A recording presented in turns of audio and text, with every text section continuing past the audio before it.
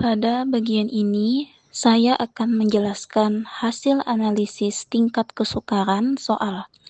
Analisis tingkat kesukaran dilakukan untuk mengetahui apakah suatu butir soal termasuk mudah, sedang, atau sukar bagi peserta didik.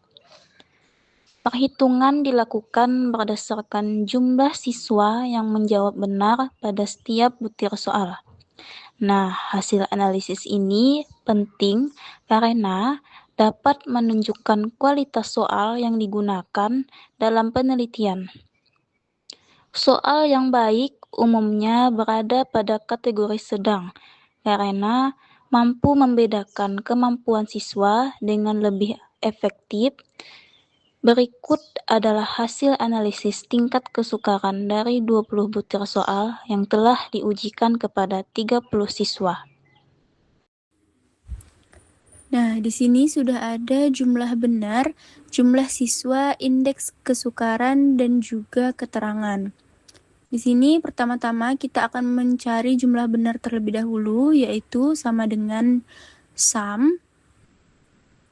Dan kita akan blok dari soal 1, dari siswa 1 sampai ke siswa 30. Lalu kita enter. Setelah itu kita tarik ke samping sampai soal ke-20. Dan di sini jumlah siswanya karena ada 30 maka kita beri 30.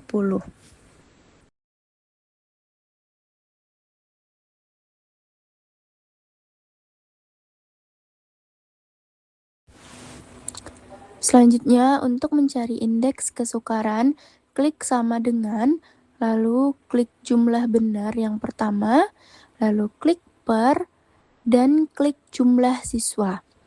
Lalu jangan lupa untuk menguncinya dengan mengklik Fn F4, lalu enter. Nah, karena di sini komanya terlalu banyak, maka kita ubah menjadi 2 angka di belakang koma saja. Lalu tarik sampai ke soal 20.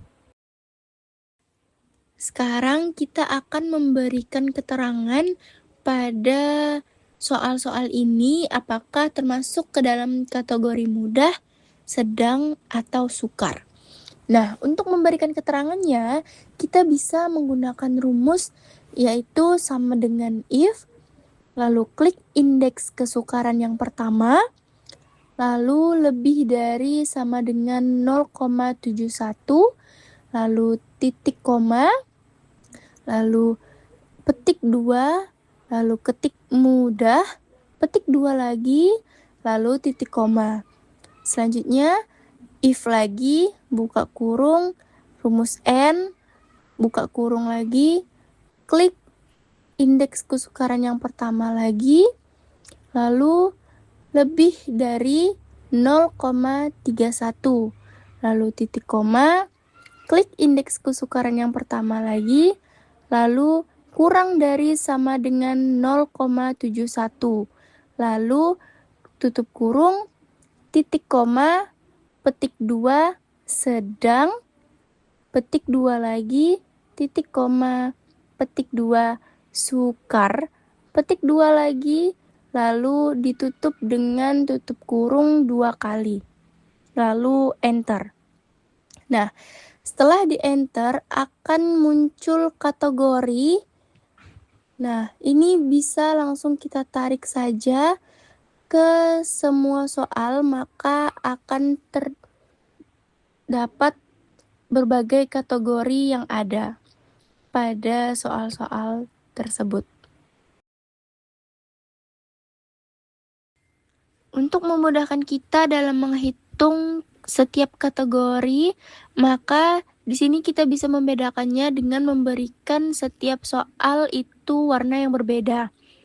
Nah, di sini kita bisa memberi kategori mudah itu warna biru, lalu kategori sedang warna pink atau orange, lalu kategori sukar warna hijau.